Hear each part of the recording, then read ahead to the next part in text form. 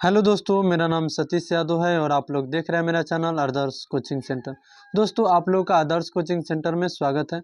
आज की इस वीडियो में हम लोग क्लास 8 का साइंस का चैप्टर नंबर 6 घर्षण के कारण का क्वेश्चन आंसर और अभ्यास प्रश्न को देखेंगे।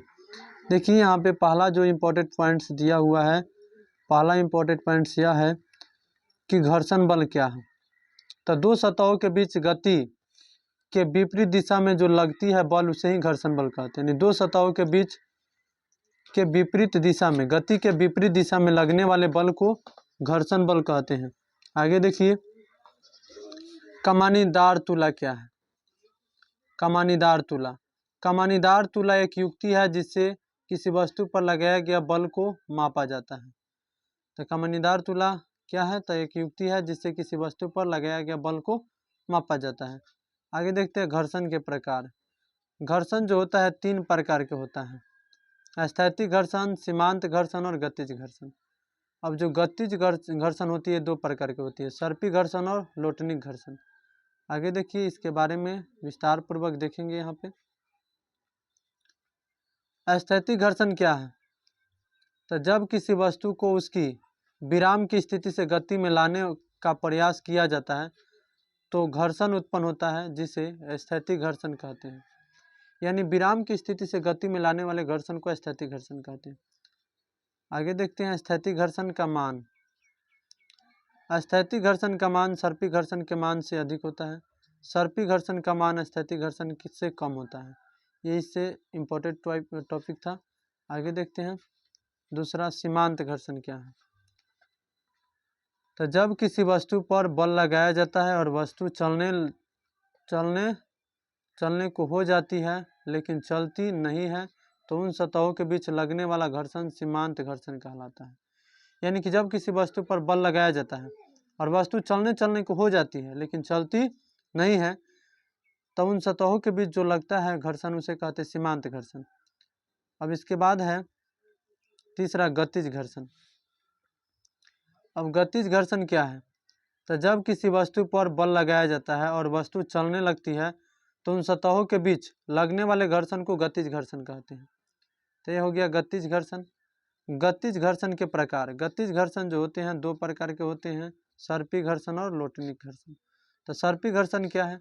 जब एक सतह पर दूसरे सतह को चलाया जाता है और यदि सतह परिवर्तित किए बिना चलता है तो उन सतहों के बीच लगने वाले घर्षण को सर्पी घर्षण कहते हैं।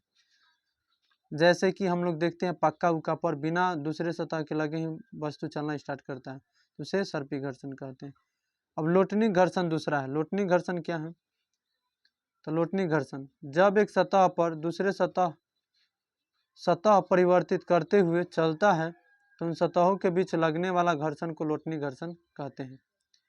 अब घर्षण को घटाना या बढ़ाना, इसके बारे में जानते हैं। घर्षण बढ़ना या घटना। घर्षण बढ़ाने के लिए निम्नलिखित उपाय किया जाता है। क्या क्या कर सकते हैं? तो घर्षण बढ़ाने के लिए हम लोग चप्पल या जूते के तली खांचेदार बनाया जाता है। साइकिल, कार, ट्रक आदि के टायरों को खांचेदार बनाए जाते हैं जिससे घर्षण बढ़ सके और एक जगह से दूसरे जगह आसानी से जा सके। अब घर्षण बल कम या घटाने का उपाय। तो सड़क को चिकना बनाया जाता है जिससे घर्षण बल कम हो जाए और वह आसानी से चल सके। सतह पर पॉलिश किया जाता है जिससे घर्षण को कम किया जा सके। अब तरल घर्षण क्या है? तो जब कोई वस्तु किसी वस्तु पर चलती है तब उनके संपर्क सतह के बीच लगने वाले विरोधी बल को तरल घर्षण कहते हैं, जैसे मछली का तैरना, नाव का जल में चलना इत्यादि। इसके बाद है वस्तु तथा गैस के बीच घर्षण बल द्रव की अपेक्षा कम होता है। अब देखते हैं अभ्यास प्रश्न को। पहला अभ्यास प्रश्न है कि कौन सा बल गतिशील गेंद की गति को मंद कर देता है? तो घर्षण बल इसका आंसर हो जाएगा। दूसरा है घर्षण बल क्या है? तो दो सतहों के बीच गति के विपरीत दिशा में लगने वाले बल को घर्षण बल कहते हैं। तो इसका आंसर हो जाएगा। तीसरा हमारा अभ्यास प्रश्न का सवाल है कि स्थैतिक घर्षण तथा सर्पी घर्षण में अंतर बताइए। स्थैतिक घर्षण और सर्पी घर्षण में अंतर।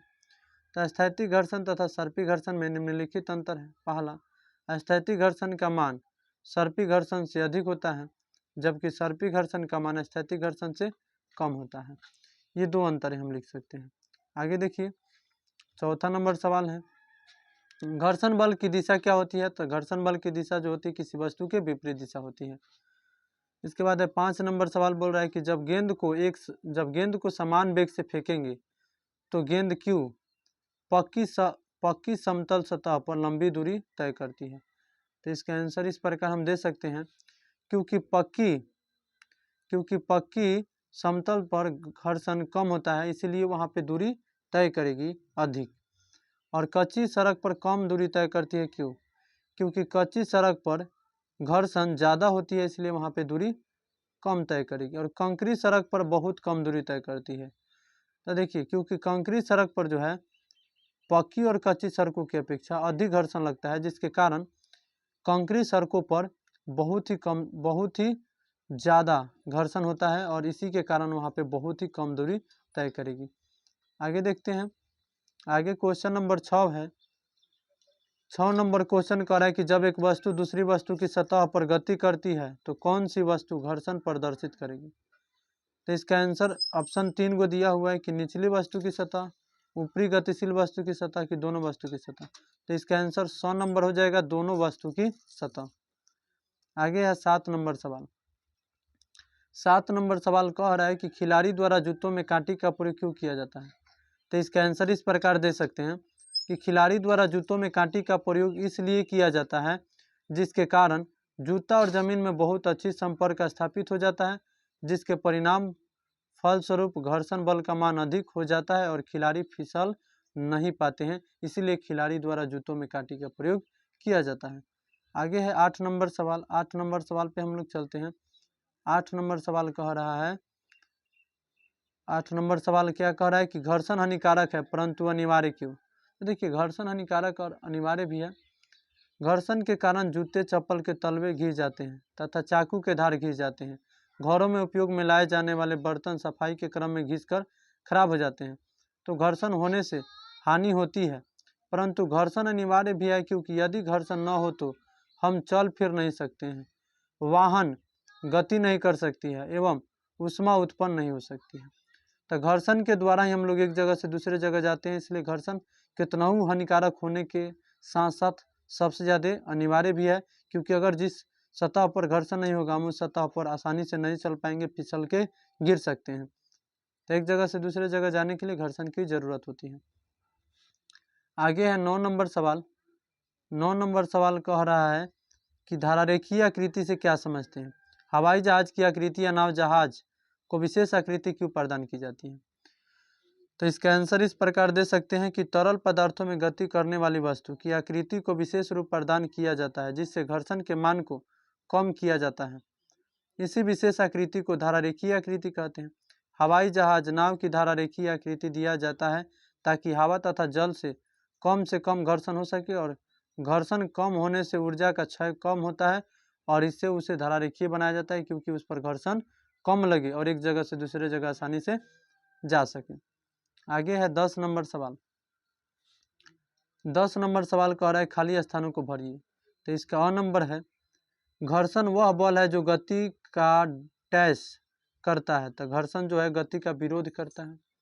इसका ब नंबर सवाल है कि चिकनी सतह की अपेक्षा रुखरी सतह पर डैश घर्षण उत्पन्न करती है। तो रुखरी सतह पर अधिक घर्षण उत्पन्न करती है।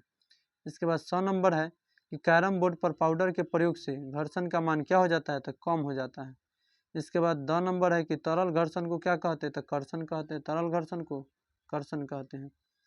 आगे है इसी का य नंबर सवाल, रिक्त स्थान का ही य नंबर सवाल दिया हुआ है कि हवाई जहाज की आकृति डैश होती है जिससे हवा के कारण घर्षण कम हो जाए, तो धारारेखीय या मछली नुमा होती है।